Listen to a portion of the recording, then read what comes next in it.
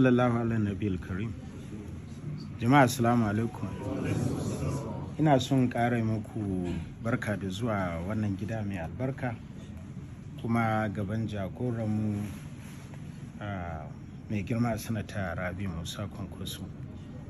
Kuma saboda lokaci kun ji duk bayanin da ya muku, kuma duk abin da ya gaya muku mu ma abin da yake zuciyarmu kenan, domin duk abin da za mu yi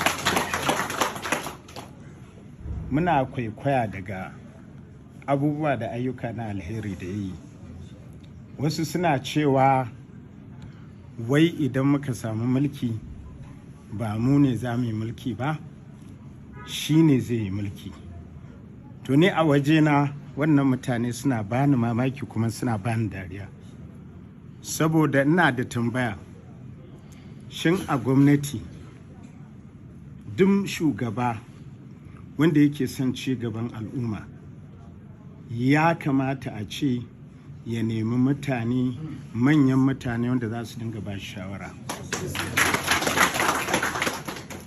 To ni na duba duk Najeriya, duk cikin gwamnonin da suka samu nasara, ni a wajena ba wanda yake da wato sa'a irina.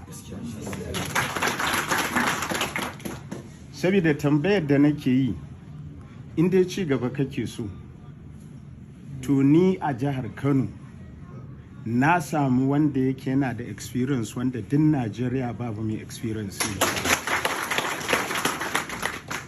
Mutumin da ya faro siyasa tun yana ɗan makaranta, yana jami'a. Mutumin da ya shiga ya je ya tsaya ya zama memba na Constitutional Conference, wanda har yanzu Constitution ɗin Najeriya su ne suka yi shi. Duk wani tsarin doka a duniya in dai ta Najeriya ce, yana ɗaya daga cikin waɗanda suka yi. Mutumin da ya zama mataimakin kakakin majalisar tarayya, shi ne mutum na 6 a Najeriya a wannan yanayi. Mutumin da ya zo ya zama gwamna karo na 1, ya yi gwamna karo na 2, ya zo ya zama minista na tsaron Najeriya, ya zama mai bawa shugaban ƙasa shawara harkar Darfur, harkar Somalia, ya shiga cikin ƙasashen Inyamurai da 'yan South, ya riƙe mukamin mai wakiltar Northwest a NNDC. Allah ya dawo da shi ya zama gwamna, ya zo ya tsaya takara sau 2 a jam'iyyun nan guda 2, ya zo ya zama ɗan takara na shugaban ƙasa, kuma Allah ya nufa ya zama shine ɗan takara wanda ya fi kowa ƙwazo, ya fi kowa samun karɓa a Najeriya. To shin idan baka tsaya ka yi tafin daga experience da yake da shi ba, ka nemi shawarwarinsa domin ka ci da al'umma gaba, to kai mahaukacin ina ne wannan mutum.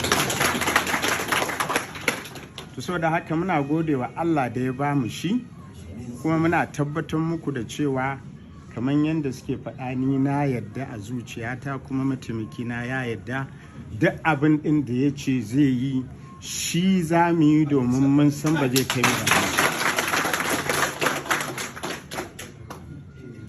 Akwai lokaci da mai girma yake magana a hall, yake cewa su ma za mu zuba musu ido, idan sun nemi shawara za mu ba su, su ma in ba su nema ba to za mu koma gefe.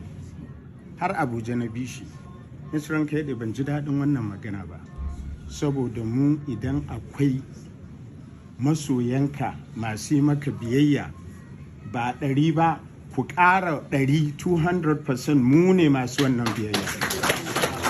To da haka muna gode muku, muna ƙara gode muku, kuma kamar yadda ya faɗa, yin Allah yadda za mu yi aiki tare domin ci gaban Najeriya da ko kuma ci gaban Kano da Najeriya baki ɗaya. Na gode muku. Salamu alaikum.